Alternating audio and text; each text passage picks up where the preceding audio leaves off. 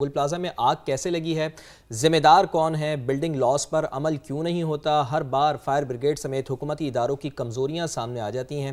ان تمام امور پر بات کریں گے۔ ہمارے ساتھ موجود ہیں فائر سیفٹی ایکسپرٹ سعید جدون صاحب۔ سعید صاحب بہت بہت شکریہ آپ کے وقت کے لیے۔ سب سے پہلے تو اسٹریٹ کویسچن ہے آپ سے، یہ بتائیں کہ انتہائی افسوسناک سانحہ گل پلازا کا ذمہ دار کیا سمجھتے ہیں آپ، کون ہے؟ جی بالکل، اس کا ذمہ دار دیکھیں سیفٹی کی جہاں تک بات ہے اس میں ہم کہتے ہیں کہ safety is everyone's responsibility. پہلی بات تو یہ کہ ہر بندہ ہی ذمہ دار ہے ہر لیول پہ، لیکن یہ ہے کہ وہ چونکہ ایک بزنس ہب تھا اور اس کی ایک ایسوسیشن ہے اور اپنے طور پہ یقیناً ان کی ذمہ داری ہے کہ وہ تمام لوگوں سے جو سبسکرپشن کرتے ہیں ان سے اکٹھا کرتے ہیں اماؤنٹ اور اس کے بعد ان کو سروسز دیتے ہیں، تو ان ساری چیزوں کے معاملے میں ذمہ دار وہاں کی ایسوسیشن قرار پاتی ہے عام طور پہ، تو کیونکہ ہر بندہ اپنی اپنی دکان پہ کام کر رہا ہے، اپنے اپنے بزنس کو دیکھ رہا ہے۔ اوور آل جو ٹیننٹس کے پورے سارے سسٹم کی ذمہ دار ہے وہ ایسوسیشن ہے۔ تو اس وقت تو جو موجودہ اب تک کے سرکمسٹانسز ہے اس میں سوسائٹی کی جو ایسوسیشن ہے اس بلڈنگ وہ ذمہ دار ہے اس کی۔ تو سعید صاحب آپ کی نظر میں کیا صرف انتظامیہ جو ہے بلڈنگ انتظامیہ وہی ذمہ دار ہے، ریاست بریو ذمہ ہے؟ جی یقیناً اسٹیٹ کی جو ہے دیکھیں ہم سب اپنا ذاتی کام بھی کوئی کر رہے ہیں تو وہ اصل میں اسٹیٹ ہی کا کام ہے۔ میں اپنے ماں باپ کا بھی بعد میں ہوں، میں اسٹیٹ کا پہلے ہوں۔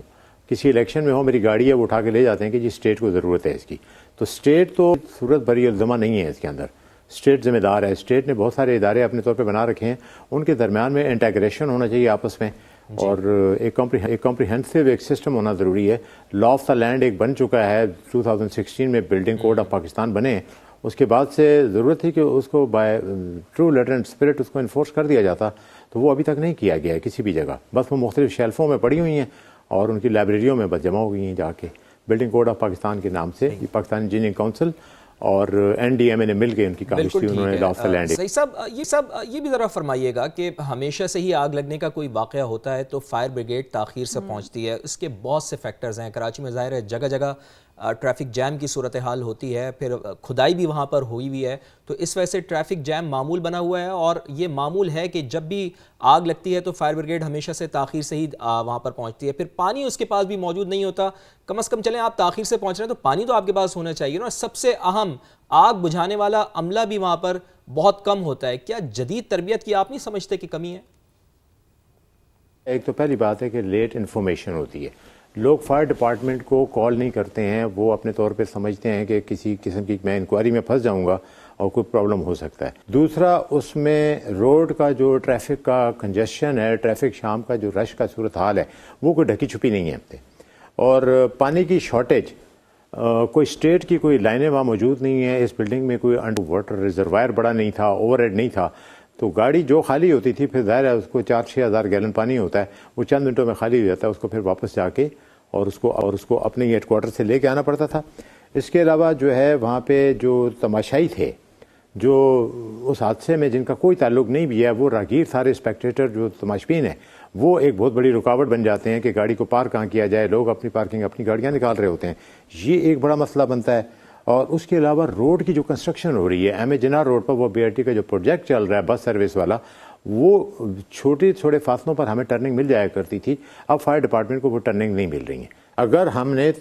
30 ملین کی پاپولیشن شہر کو بچانا ہے تو یہ ہمارے جو 1500-1200 جو فائر فائٹرز ہیں ان کو اگر لاکھ 2 لاکھ روپے کی پراپر ڈریس اپ ان کو کر دیا جائے، ان کو اگر پراپر گیئر کے ساتھ اکوپڈ کر دیا جائے تو یہ کام کر سکتے ہیں۔ سرچ اینڈ ریسکیو چلتی فائر کے دوران، حادثے کے دوران کیا جاتا ہے، یہ نہیں ہوتا کہ آگ بجھ جائے تو آپ اس کے بعد جو ہے سرچ اینڈ ریسکیو شروع کریں گے۔ ایک لمحہ قیمتی ہوتا ہے، اور ان حالات میں فائر فائٹرز کی اپنی پروٹیکشن کے لیے پی پی ایز کے علاوہ اس کے علاوہ جو ایمرجنسی سسٹم ہے اس کو ایکسپوز کیا ہے۔ ہم بلڈنگ بائی لاس کی بات کریں تو کراچی میں اندھیر نگری مچی ہوئی ہے، ایس بی سی اے کو کتنا ذمہ دار سمجھتی ہیں آپ؟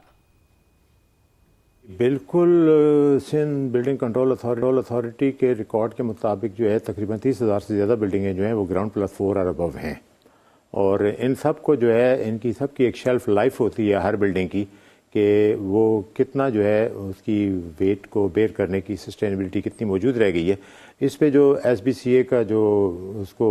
عمل کرنا بڑا ضروری ہے۔ اور ڈبل اسٹیئر کیس کی جہاں تک بات ہے تو یہ تقریباً پوری کراچی میں آپ سمجھ لیں کہ 2 سے 5% میں ڈبل اسٹیئر کیس ہیں، باقی سب کے سب جو ہیں وہ بہت ہی نیرو گلیاں ہیں اور ایک بلڈنگ کے بعد دوسری بلڈنگ بالکل نیئر بائی بن جاتی ہے۔ تو اسٹیٹ از نو ڈاؤٹ اس میں کہ اسٹیٹ کے پریشر کے بغیر، اسٹیٹ کے انٹرسٹ کے بغیر یہ بات یہ بھی ہے کہ گل پلازا ریڈ زون میں واقع ہے، وہاں اتنا بڑا سانحہ ہو جانا، کراچی کا علاقہ صدر، کیا آپ سمجھتے ہیں کہ اداروں کے درمیان کوارڈینیشن کا نہ ہونا بھی ہے؟ اور ساتھ ساتھ میں یہ بھی فرمائیے گا کہ ممکنہ طور پر آپ کیا سمجھتے ہیں، ابھی تو کوئی واضح طور پر چیز سامنے نہیں آ رہی ہے،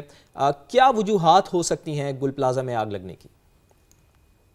جی، اس میں گزارش یہ ہے کہ جی مشہور زمانہ جو ایم اے جناح روڈ ہے، اس کے پاس ہی ہمارا بزنس ہب جو گل پلازا کے نام سے انوالو ہوا، یہ اس میں ایک بیسمنٹ ہے، ایک گراؤنڈ فلور ہے اور 3 فلورز ہیں اس کے، 50 فٹ بلند یہ عمارت ہے، 1200 شاپس تھیں اس کے اندر، اور بالکل روڈ کے اس پار جو ہے ڈپٹی کمشنر کا آفس موجود، اور 1 کلومیٹر کے فاصلے پر پولیس ہیڈ کوارٹر موجود۔ ایک طرح سے یہ ریڈ زون ہے، اور اگر ریڈ زون میں کہ جو ریسپانسبل لوگ اگر اتنے قریب نیئر بائی موجود ہیں اور یہاں یہ حال ہو گیا، تو جو لوگ ان سے دور ہیں ان کا کیا حال ہوگا، یہ ایک خطرے کی گھنٹی بج رہی ہے۔ یقیناً یہ بڑی سمجھ والی بات ہے۔ مختلف ادارے جن کو انڈر ون روف ہونا چاہیے، ایک ہی جگہ ون ونڈو آپریشن کے تحت یہ سارے کے سارے کسی قسم کا کوئی فائر سرٹیفکیٹ ایشو کریں، یا بالکل عضو معطل کی طرح ہاتھ الگ ہے، پیر الگ کام کر رہا ہے، سر الگ کام کر رہا ہے، آنکھیں الگ کام کر رہی ہیں، اداروں کا آپس میں میوچل کوارڈینیشن نہیں ہے۔ اور اس میں جو کاز آف فائر پہ اگر آپ بات کریں کہ اس آگ لگنے کی وجوہات پہ خاص طور پہ لوگ فکر مند ہے کہ یہ کیسے ہو سکی ہے یہ آگ، تو اس میں یہ ہے کہ گراؤنڈ فلور پر فلاور شاپس ہیں کچھ، ان میں سے ایک فلاور شاپ پہ یہ شروع ہوتی ہے یہ آگ، اور اس فلاور شاپ کی اس دکان کی آگ کو لوگوں نے اس دکان کا ہی مسئلہ سمجھا۔ یہ آگ آگے بڑھے گی، آگ within 3 to 5 minutes out of control ہو جاتی ہے، آگے بڑھتی ہے۔ تو یہ ایک تو وہاں سے شروع ہوئی۔ سردیوں کا جو موسم ہوتا ہے دسمبر یا جنوری، اس میں اسٹیٹک چارج بہت زیادہ ہو جاتا ہے، برق سکونی جسے کہتے ہیں۔ جب دو چیزیں آپس میں ٹکراتی ہیں تو اس میں چنگاریاں پیدا ہوتی ہیں۔ ریشمی کپڑے ہم اگر اندھیرے میں اگر پہنیں گے تو سردیوں میں سے چنگاریاں نکلتی ہوئی ہمیں محسوس ہوتی ہیں، تو اسٹیٹک چارج ایک بڑی وجہ ہو سکتی ہے اس کی۔ پھر الیکٹریکل ڈسپلن جو ہے ورس تھا اس کے اندر، ہر قسم کا تار اس میں چل رہا تھا، کوئی کیبل ٹرے نہیں تھی، اس میں سولر کی پلیٹیں بھی نظر آ رہی ہیں، جنریٹر بھی پڑے ہوئے ہیں، کنڈے بھی لیے ہوئے ہیں، اور مختلف لوگوں نے ایک دوسرے کے ساتھ میوچل آپس میں کہ میری لائٹ جائی تو تو میرے والی چلانا، اور تیری والی گئی تو میری والی چلا لینا، اس طرح مل جل کے یہ سلسلہ چل رہا تھا۔ الیکٹریکل 70% کاز آف فائر ہے ہمارے اس شہر کے اندر۔ اور پھر ہاؤس کیپنگ، شاپ کھلنے کے ساتھ ہی 50% سارا سامان نکال کے باہر گلی میں رکھ دیا جاتا ہے، راستے بلاک آتے ہیں، چھت کی طرف جانے والے سارے راستے بلاک، اور یہ ساری کاز آف فائر۔ لیکن ان سب کے آخر میں جس طرح کے حالات سے ہمارا ملک گزر رہا ہے کہ روزانہ کوئی نہ کوئی انہونی ہو رہی ہے، ہم اس میں آرسن یا سیبوٹاج کے چانس کو بھی اگنور نہیں کر سکتے۔ اس کی روٹ کاز انالیسس ہونا بہت ضروری ہے، اور بڑا ڈیپلی اس کو ٹھیک کہہ رہے ہیں سعید صاحب، آپ بالکل صحیح کہہ رہے ہیں۔ اس میں بہت سے فیکٹ، پھر وہی بات ہے کہ اب جو انتظامیہ ہے نا اس کو جاگنا پڑے گا، کیونکہ شہر قائد مزید سانحات کا متحمل نہیں ہو سکتا۔ بہت شکریہ سعید جدون صاحب ہمارے ساتھ موجود تھے، آپ نے سما کو اپنا وقت دیا، آپ کا بے حد شکریہ۔ اور بہت سی اب سٹوریز سامنے آ رہی ہیں، بہت سی کہانیاں اب سامنے آ رہی ہیں جو وہاں پر متاثرین ہیں، چونکہ اب ریسکیو اور سرچ آپریشن جیسے جیسے آگے بڑھ رہا ہے تو ایسی کہانیاں اب ہمارے سامنے آتی رہیں گی۔ سانحہ گل پلازا سب سے زیادہ تکلیف دہ مرحلہ یہ والا مرحلہ سب سے زیادہ، بالکل آپ نے درست کہا کہ سب سے زیادہ تکلیف دہ مرحلہ یہ ہے کہ کسی کا پیارا جب اس کی لاش وہاں پر نکل رہی ہے تو اس کے بعد جو ان کے لواحقین پر گزر رہی ہے وہ تو بیان کرنے کے بھی قابل نہیں ہے۔ لیکن چونکہ ہمارا کام ہے، ہم آپ کو اپڈیٹ رکھ رہے ہیں، تو 20 سال کے لاپتہ ابرار جو ہے اس کی والدہ شدت غم سے نڈھال ہیں۔ وہ کہتی ہیں کہ انہیں پیسہ نہیں چاہیے، صرف بیٹا چاہیے، چونکہ وزیر اعلیٰ سندھ نے اعلان کیا ہے کہ لواحقین کو 1-1 کروڑ روپے ملیں گے، لیکن پیسہ کسی انسانی جان کا نعم البدل ہرگز نہیں ہوتا۔ پلازا میں کام کرنے والے ابرار کے بھائی اور کزن نے بھی آنکھوں دیکھا حال سنایا ہے، سنیے انہی کی زبان۔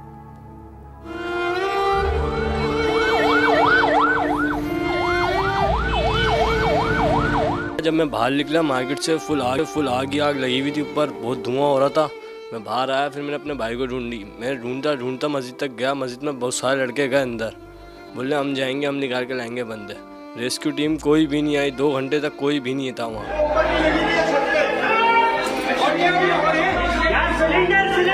اندر گئے تو اتنا اسموک تھا، پھر ہم واپسی باہر آ گئے مسجد سے، کوئی بھی اندر نہیں گیا۔ جو گیا تھا اس میں بھی 4-5 بندے کم آئے واپسی۔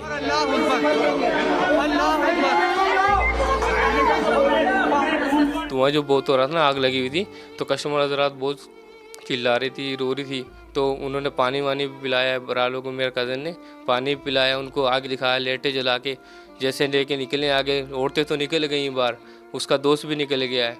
लेडीज़ चिल्लाने लगी, मेरी बेटी रह गई पीछे, वो बेटी को देखने गया, मुड़ के वापसी वो नहीं आया पूरा। सुबह खुशी खुशी गया, 50 रुपए लिए मेरे को, अम्मी मैं नाश्ता करूंगा मुझे 50 रुपए दे। 4 दिनों के पीछे कैसे रो रही हूँ मैं। देगी हुकूमत मुझे मेरी औलाद ला के देगी, मेरे को पैसा नहीं चाहिए, कुछ भी नहीं चाहिए, मुझे अपनी औलाद चाहिए। मैं गरीब हो रहा हूँ तो मेरा किराए का मकान है, कुछ सिलाइयाँ करती हूँ, मेरी 2 जवान मेरे घर में बच्चियाँ बैठी है, मैं किसको बोलूंगी अब।